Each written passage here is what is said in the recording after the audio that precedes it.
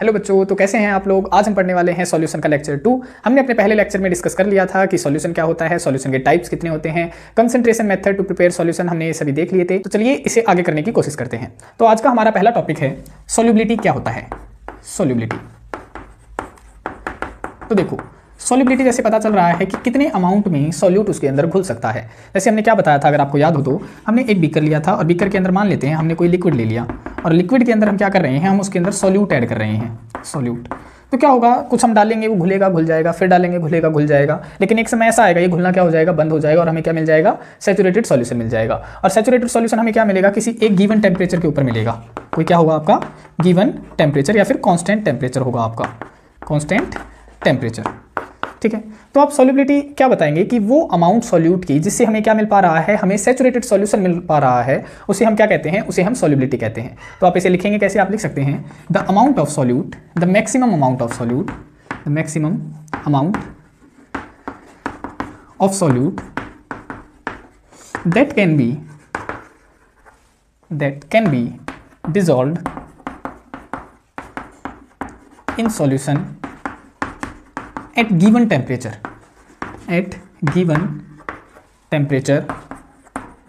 to get saturated solution are called solubility। उसे हम क्या कह देंगे, solubility कह देंगे। फिर हमने बताया था कि जो हमारा saturated solution होता है उसको हम unsaturated में कन्वर्ट कर सकते हैं। कैसे, by increasing the temperature। तो यहाँ पे जो solubility होती है, solubility क्या होती है, solubility डायरेक्टली प्रोपोर्शनल होती है टेम्परेचर की। solubility is directly proportional to temperature।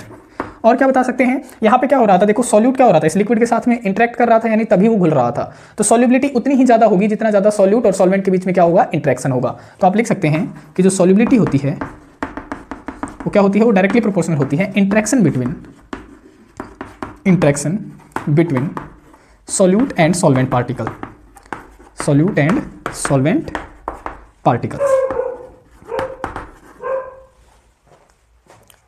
हमारा नेक्स्ट टॉपिक है पार्ट्स पर 100 एंड पार्ट्स पर मिलियन। तो देखो इसका मतलब क्या होता है, हमने अपने पिछले टॉपिक में पढ़ा था कि परसेंटेज क्या होता है। तो परसेंटेज में हमने क्या पढ़ा था, परसेंटेज में हमने पढ़ा था कि मास ऑफ कंपोनेंट अपॉन में total mass of solution into में क्या किया था, है ना। तो ये हमारा फॉर्मूला किसका था, ये हमारा फॉर्मूला था परसेंटेज का, है ना। और अगर हम वॉल्यूम की बातें कर रहे थे, वॉल्यूम मास ये क्या है, वेट बाय वेट परसेंटेज है। और अगर वॉल्यूम बाय वॉल्यूम परसेंटेज देख रहे थे तो हम क्या कर रहे थे, volume of that component divide में टोटल वॉल्यूम ऑफ सॉल्यूशन हम कर रहे थे, है ना। तो पार्ट्स पर 100 में क्या कहता है, देखो पार्ट्स, ये जो शुरू वाला पार्ट है उसको तो याद रखो कि ये सॉल्यूट की बात कर रहा है, और जो नेक्स्ट जो 100 लिख रखा है उसमें वो बात कर रहा है सॉल्यूशन की। तो इस तरीके से आप इन्हें याद कर सकते हैं। सिमिलरली पार्ट्स पर मिलियन में आप क्या याद रखेंगे, ये जो शुरू वाला पार्ट है वो तो बात कर रहा है सॉल्यूट की, और ये जो मिलियन वाला पार्ट है वो किसकी बात कर रहा है, सॉल्यूशन की। तो क्या होता है ये सॉल्यूशन। तो पार्ट्स पर 100 क्या होता है, it is equal to the amount of solute dissolved in 100 part of the solution. Similarly parts per million क्या होता है, it is the amount of solute या फिर it is the part of solute dissolved in million part of solution is called parts per million. तो आप इसे लिख कैसे सकते हैं, देखो पीपीएम को, पीपीएच को क्या लिख सकते हैं, आप लिख सकते हैं it is equal to the parts of solute dissolved in 100 part of the solution, 100 part of the solution। Similarly part per million क्या होगा, पार्ट मिलियन होगा, it is equal to the part of solute. देखो उसको ऊपर line similarly लिखोगे, it is equal to the part of solute dissolved in million part of solution. बस यहाँ पे ये चेंज हो जाएगा, मिलियन पार्ट ऑफ सॉल्यूशन, बाकी सारा क्या आ जाएगा, सेम आ जाएगा। ठीक है, तो पीपीएच का फॉर्मूला क्या बन जाएगा, यहाँ पे पीपीएच का फॉर्मूला बन जाएगा कि अमाउंट ऑफ सॉल्यूट से क्या मतलब है कि हम सॉल्यूट की बातें कर रहे हैं। तो तब मैंने बताया था कि हम किसके बारे में बातें करेंगे, 2 लगा देंगे उसके नीचे। तो मैंने 2 लगा दिया, पहले लेक्चर में बताई थी कि जब हम सॉल्यूट की बातें करेंगे तो 2 से रिप्रेजेंट करेंगे, और जब हम सॉल्वेंट की बातें करेंगे तो 1 से रिप्रेजेंट करेंगे। तो amount of solute dissolved in 100 part of the solution. तो देखो सॉल्यूशन तो 2 के मतलब उससे वजन से बनता है, तो W1 प्लस में क्या आ जाएगा, W2, एक सॉल्यूट हो गया एक सॉल्वेंट हो गया, इनटू में क्या आ जाएगा 100, क्योंकि बातें किसकी चल रही हैं, पार्ट्स पर 100 की बातें चल रही हैं। सिमिलरली पार्ट्स पर मिलियन का फार्मूला क्या बन जाएगा, पार्ट्स पर मिलियन का फार्मूला बन जाएगा कि अमाउंट ऑफ सॉल्यूट डिसॉल्व्ड इन, किसमें डिसॉल्व कर रहे हैं हम, मिलियन पार्ट ऑफ सॉल्यूशन में, तो 10⁻⁶ आ जाएगा। तो ये इसका फार्मूला बन जाएगा पीपीएम का। अब देखो एक चीज नोट करने वाली है इसमें कि जो परसेंटेज का जो फॉर्मूला था, देखो यहाँ पे अगर हम सॉल्यूट की बातें करें तो परसेंटेज का फॉर्मूला यहाँ पे क्या बनेगा, अगर हम इसके देखें परसेंटेज का आपका फॉर्मूला बनेगा W2 अपॉन में W1 प्लस में W2 इंटू में 100। यही फॉर्मूला था हमारा परसेंटेज का। अगर हम W/W की बातें कर रहे हैं तो W/W की अगर बातें कर रहे हैं तो परसेंटेज का ये फॉर्मूला बन गया और पार्ट्स पर 100 का ये वाला फॉर्मूला बन गया। इन दोनों फॉर्मूलों को याद रखें। तो एक बार इसे साफ कर देता हूं मैं। देखो हमारा नेक्स्ट टॉपिक है relation between percentage and parts पर 100, नहीं पार्ट्स पर मिलियन। देखो क्या होगा, अभी हमने बताया कि जो परसेंटेज का हमारा जो फॉर्मूला था वो क्या आया, वो आया था W2 अपॉन में W1 प्लस में W2 इंटू में 100, यही आया था। इसको इक्वेशन नंबर नाम मान लेते हैं 1। और जो पीपीएम का जो हमारा फॉर्मूला आया था वो क्या आया था, वो आया था W2 अपॉन में W1 प्लस में W2 इंटू में 10⁶। इसको इक्वेशन नंबर नाम मान लेते हैं 2। अब बड़ा कौन सा है, बड़ा मिलियन वाला है, तो डिवाइड इक्वेशन 2/1, डिवाइड इक्वेशन 2/1। तो जब हम इसे डिवाइड करेंगे तो देखो क्या होगा, पीपीएम अपॉन में परसेंटेज आ जाएगा इज इक्वल टू, देखो W2 अपॉन में W1 प्लस में W2 इंटू में क्या है, इंटू में 10⁶ है। सिमिलरली W2 अपॉन में W1 प्लस में W2 इंटू में क्या है 10⁻²। इस 100 को क्या लिख सकते हैं, 10⁻² लिख सकते हैं। यहाँ से ये क्या हो जाएगा, कट जाएगा, बचेगा क्या 10⁻6, ऊपर जाएगा ये 10⁻², ऊपर जाएगा तो 10⁻⁻²। ये क्या हो जाएगा 10⁻6 - 2 इज इक्वल टू 10⁻4 आ गया। अब देखो अगर ये परसेंटेज वहाँ पे मल्टीप्लाई में चल जाए तो पीपीएम का फॉर्मूला क्या बन जाएगा, ये बन जाएगा परसेंटेज इंटू में 10⁻4। तो अगर आपको किसी सॉल्यूशन की परसेंटेज दी गई है तो आप मिलियन पार्ट पीपीएम की वैल्यू आप इजीली कैलकुलेट कर सकते हैं। काफी ज्यादा इंपॉर्टेंट ये हमारी क्या आ गई है, रिलेशन आ गई है, जो कि न्यूमेरिकल्स में हम इस्तेमाल करेंगे। अब हम नेक्स्ट टॉपिक पढ़ते हैं जिसका नाम है स्ट्रेंथ। तो एक बार मैं इसे साफ कर लेता हूं। देखो हमारा नेक्स्ट टॉपिक है जिसका नाम है स्ट्रेंथ। देखो स्ट्रेंथ क्या होती है, जैसे स्ट्रेंथ के नाम से पता चल रहा है कि किसी चीज की ताकत। तो ताकत क्या होती है, अब हम बात कर रहे हैं सॉल्यूशन की, तो सॉल्यूशन क्या होंगे, देखो दो टाइप के होंगे, या तो डाइल्यूट होगा या सैचुरेटेड, है ना। इसी तरीके से हम पहचानते हैं, अगर किसी मतलब हम एसिड वगैरह को पहचानते हैं तो डाइल्यूट या कंसंट्रेटेड की फॉर्म में पहचानते हैं। लेकिन सॉल्यूशन में क्या होगा, सॉल्यूशन में होगा कि जो सॉल्यूशन है, जो सॉल्वेंट है हमारे पास में, उसमें कितनी अमाउंट सॉल्यूट की होगी। जितनी ज्यादा अमाउंट होगी उसी टाइप से क्या हो जाएगा, उसकी स्ट्रेंथ बढ़ती जाएगी। तो क्या होगा कि अमाउंट ऑफ सॉल्यूट जो है वो 100 ग्राम सॉल्यूशन के अंदर कितनी है, या फिर 1 लीटर ऑफ सॉल्यूशन के अंदर कितनी है, वही क्या हो जाएगी, उसकी स्ट्रेंथ हो जाएगी। तो स्ट्रेंथ को आप डिफाइन कैसे करेंगे, आप करेंगे it is the amount of solute dissolved in 100 gram of the solution, 100 gram of the solution, कि किसी 100 ग्राम सॉल्यूशन के अंदर कितनी अमाउंट सॉल्यूट की डिसॉल्व करी गई है वो स्ट्रेंथ हो जाएगी। या फिर आप कह सकते हैं it is the amount of solute dissolved in 1 litre of the solution, 1 litre of the solution, कि 1 लीटर सॉल्यूशन के अंदर कितनी अमाउंट या फिर जितनी अमाउंट डिसॉल्व करी गई है वो उसकी क्या हो जाएगी, स्ट्रेंथ हो जाएगी। अब बात आती है कि स्ट्रेंथ निकाली कैसे जाती है। तो स्ट्रेंथ को निकालने के दो तरीके हैं भाई। स्ट्रेंथ जो हमारा पहला तरीका है वो है मोलैरिटी इनटू मोलर मास। अब यहाँ पे नई टर्म आ गई, देखो मोलर मास तो आपको कैलकुलेट करना आता ही होगा क्योंकि हमने नंबर ऑफ मोल्स निकालना सिखाया था, गिवन मास अपॉन में मोलर मास। तो अगर आपने वो वीडियो हमारी नहीं देखी तो आप वो देख सकते हैं। तो देखो मोलैरिटी क्या होती है, अब यहाँ पे एक टर्म आ गई मोलैरिटी। तो देखो मैं यहाँ पे लिखवा देता हूँ कि मोलैरिटी होती क्या है। मोलैरिटी को M से, कैपिटल M से रिप्रेजेंट किया जाता है।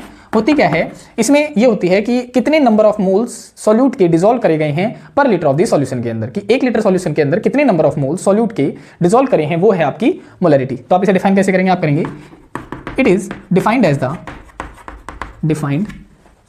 As the number of moles of solute dissolved in per litre of solution, कि 1 लीटर सॉल्यूशन के अंदर कितने नंबर ऑफ मोल्स डिसॉल्व करे हैं पर लीटर ऑफ सॉल्यूशन। तो फॉर्मूला क्या बन जाएगा, मोलैरिटी को कैपिटल M से डिनोट करते हैं तो N अपॉन में VL हो गया, क्योंकि N क्या है, नंबर ऑफ मोल्स हैं सॉल्यूट के। तो यहाँ पे मैं पैरों में लिख देता हूँ सॉल्यूट, ठीक है। और ये क्या है, लीटर है किसमें, सॉल्यूशन का।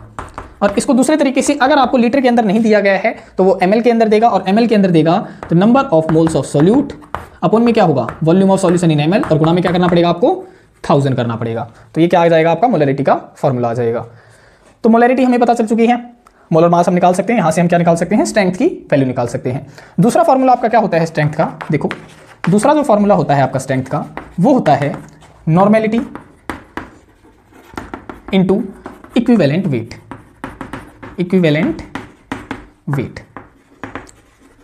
अब यहां पे एक और नई टर्म आ गई कि इक्विवेलेंट वेट क्या होता है। तो इक्विवेलेंट वेट क्या होता है, ये रेशियो होती है भाई, किसकी रेशियो होती है, मोलर मास की और एन फैक्टर की। तो इक्विवेलेंट वेट का मैं यहां पे फॉर्मूला लिख देता हूं कि इक्विवेलेंट वेट जो होता है वो होता है ratio of molar mass upon में एन फैक्टर। अब मोलर मास तो आपको पता है, फिर से यहाँ पे एक नई टर्म आ गई और वो क्या है, वो है एन फैक्टर। तो देखो एन फैक्टर को बताते हैं, एक बार मैं इसे साफ कर लेता हूँ। एन फैक्टर क्या होता है, एन फैक्टर की जो वैल्यू होती है वो 4 बातों पे डिपेंड करती है भाई। कितनी बातों पे, 4 बातों में। कि पहली जो होती है कि जो हमारी रिएक्शन है वो एसिडिटी नेचर कितना है उसका, और एसिडिटी नेचर हम किसे देखते हैं कि किसी रिएक्शन के अंदर कितने H पॉजिटिव आयन है। तो यहाँ पे हम क्या देखेंगे, H पॉजिटिव आयन को देखेंगे रिएक्शन के अंदर। दूसरी किस पे डिपेंड करती है, बेसिसिटी पे, कि रिएक्शन के अंदर कितने OH नेगेटिव आयन है, तो वो बेसिसिटी हो जाती है। तीसरी जो चीज़ हम देखते हैं वो देखते हैं वैलेंसी, और वैलेंसी किससे को देखते हैं कि किसी भी मेटल के ऊपर कितना पॉजिटिव चार्ज प्रेजेंट है। जैसे सोडियम के ऊपर +1 हो गया, मैग्नीशियम के ऊपर +2 हो गया, तो वो क्या है, उसकी वैलेंसी है। तो हम देखेंगे कि पॉजिटिव चार्ज कितना है और नेगेटिव चार्ज कितना है। और चौथी जो हम चीज़ देखेंगे वो देखेंगे number of electrons, number of electrons, कि किसी भी रिएक्शन के अंदर कितने नंबर ऑफ इलेक्ट्रॉन्स मूवमेंट कर रहे हैं, उसी के हिसाब से क्या होगी, एन फैक्टर की वैल्यू होगी। तो हम एग्जांपल से समझ लेते हैं कि एन फैक्टर की वैल्यू कैलकुलेट कैसे की जाती है। तो देखो मान लेते हैं हमारे पास में एसिड है HCl, इसके अंदर कितने H पॉजिटिव आयन प्रेजेंट है, एक H पॉजिटिव आयन प्रेजेंट है। तो अगर एक H पॉजिटिव आयन प्रेजेंट है तो इसके एन फैक्टर की वैल्यू कितनी हो जाएगी, 1 हो जाएगी। सिमिलरली यहाँ पे है आपके पास में H2SO4, तो यहाँ पे कितने H पॉजिटिव आयन है, 2 H पॉजिटिव आयन है, तो यहाँ पे एन फैक्टर की वैल्यू हो जाएगी आपकी 2। सिमिलरली आपसे कह दे कि NaOH है आपके पास में, तो क्या आ गया, देखो OH आ गया, बेसिसिटी देखनी है, तो कितने OH नेगेटिव आयन है, एक है, तो एक OH नेगेटिव आयन है, तो एन फैक्टर की वैल्यू कितनी आ जाएगी, 1 आ जाएगी। सिमिलरली मैग्नीशियम OH का ट्वाइस, कितने OH आयन है, 2 OH आयन है, तो एन फैक्टर की वैल्यू कितनी आ जाएगी, 2 आ जाएगी। सिमिलरली अगर वो आपसे कह दे कि आपके पास में मैग्नीशियम 2 पॉजिटिव आयन प्रेजेंट है, तो देखो अब क्या आ गया, पॉजिटिव नेगेटिव चार्ज वैलेंसी आ गई, कितनी वैलेंसी है, 2 है, तो एन फैक्टर की वैल्यू भी कितनी हो जाएगी, 2 आ जाएगी। सिमिलरली अगर आपसे पूछ लिया जाए, जैसे जिंक क्या कर रहा है, 2 इलेक्ट्रॉन को लूज कर रहा है और 2 पॉजिटिव चार्ज आ गया, तो कितने नंबर ऑफ इलेक्ट्रॉन को लूज कर रहा है, 2 इलेक्ट्रॉन को लूज कर रहा है, नंबर ऑफ इलेक्ट्रॉन, तो यहाँ पे एन फैक्टर की वैल्यू कितनी आ जाएगी, 2 आ जाएगी भाई। तो इस तरीके से आपने एन फैक्टर की वैल्यूज का पता करना है। I hope you understand it कि एन फैक्टर की वैल्यू कैसे कैलकुलेट करते हैं। तो यहां से आप एन फैक्टर इक्विवेलेंट वेट की वैल्यू निकाल सकते हैं। अब बात आ जाती है कि यहां पे देखो एक और टर्म आई थी हमारी नॉर्मेलिटी। तो पहले नॉर्मेलिटी बता देते हैं, फिर हम इनकी कुछ एक एग्जांपल्स पूछूंगा मैं, वो बताएंगे हम। तो नॉर्मेलिटी का देखो, नॉर्मेलिटी का फार्मूला आप कैसे निकालेंगे। अब देखो ये वाली इक्वेशन है, ये वाली इक्वेशन है, इसको इक्वेशन नंबर मैं नाम मान लेता हूं 1 और दूसरी वाली इक्वेशन को नाम मान लेता हूं मैं 2। तो दोनों इक्वेशन क्या है, बराबर है, स्ट्रेंथ है, स्ट्रेंथ है, तो left hand side right hand side बराबर होनी चाहिए, तो ये वाली ले लेते हैं। देखो तो स्ट्रेंथ की जगह पे यहाँ पे मैं क्या लिख सकता हूँ, equation number 2, using equation number 2। जब मैं 2 इक्वेशन का इस्तेमाल करता हूं तो इस स्ट्रेंथ की जगह पे मैं लिख सकता हूं मोलरिटी इनटू मोलर मास, बिल्कुल लिख सकता हूं, तो मैंने लिख दिया मोलरिटी इनटू मोलर मास, ठीक है, बराबर में। इसको मैं साफ कर देता हूं एक बार, देखो नेक्स्ट क्या है आपका, नॉर्मेलिटी इनटू इक्विवेलेंट वेट। तो नॉर्मेलिटी को मैं एन से डिनोट कर देता हूं और इक्विवेलेंट वेट का फॉर्मूला अभी बताया था, मोलर मास अपॉन में एन फैक्टर, तो मोलर मास अपॉन में एन फैक्टर हो जाएगा आपका। अब देखो मोलर मास से तो मोलर मास कट गया, नॉर्मेलिटी यहीं पे रह जाएगा, ये इधर को आएगा तो मल्टीप्लाई में हो जाएगा। तो नॉर्मेलिटी का फार्मूला क्या बन गया, नॉर्मेलिटी का आपका फार्मूला बन चुका है मोलरिटी इनटू एन फैक्टर। तो ये वाला फार्मूला भी आपका क्या है, काफी ज्यादा मोस्ट इंपॉर्टेंट आपका फार्मूला है, जो कि न्यूमेरिकल्स में आप क्या करने वाले हैं, इस्तेमाल करने वाले हैं इन फार्मूलाज को काफी ज्यादा इस्तेमाल आप करने वाले हैं। अब हम कुछ एग्जांपल्स पढ़ लेते हैं कि इक्विवेलेंट वेट हम कैलकुलेट कैसे करते हैं कुछ का, ठीक है। तो एक बार मैं इसे साफ कर देता हूं पूरे को। देखो क्वेश्चन है हमारे पास में, आप कुछ क्वेश्चन प्रैक्टिस कर लेते हैं। Calculate the equivalent weight of H2SO4 HNO3 etcetera, ठीक है। तो देखो कैसे निकालेंगे हम H2SO4 का इक्विवेलेंट वेट।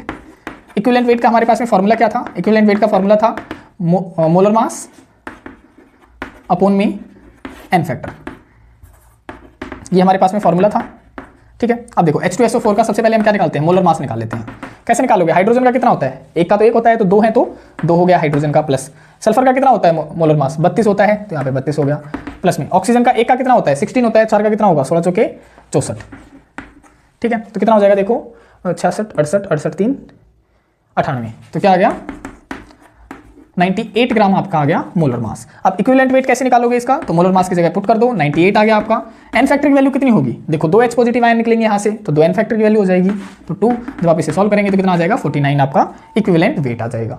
सिमिलरली HNO3 का आप कैसे निकालेंगे, इक्विवेलेंट वेट आपने निकालना है HNO3 का, तो सबसे पहले आप क्या करेंगे, मोलर मास करेंगे। तो देखो हाइड्रोजन का एक होता है, एक लिख दिया, प्लस में नाइट्रोजन का कितना होता है 14 होता है, प्लस में ऑक्सीजन का एक का 16 होता है, 3 का कितना होगा 48 होगा, तो 48 हो गया, अपॉन में एन फैक्टर की वैल्यू कितनी आएगी, देखो एक H पॉजिटिव आयन है तो एक आ जाएगी, तो एक आ गया। जब आप इसे सॉल्व करेंगे कितना आ जाएगा 63, तो 63 ग्राम क्या आ गया आपके पास में, इसका इक्विवेलेंट वेट आ गया। ठीक है।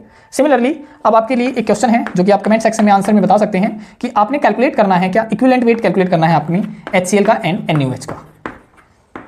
इनका इक्विवेलेंट वेट का आप आंसर बताएंगे कमेंट सेक्शन में। आज के लिए इतना ही। अगर आपको वीडियोज या लेक्चर पसंद आ रहे हैं तो चैनल को लाइक शेयर एंड सब्सक्राइब कीजिए and hit the bell icon for getting the upcoming video notification. मिलते हैं नेक्स्ट वीडियो में, तब तक के लिए बाय बाय, टेक केयर, धन्यवाद, जय हिंद, जय भारत।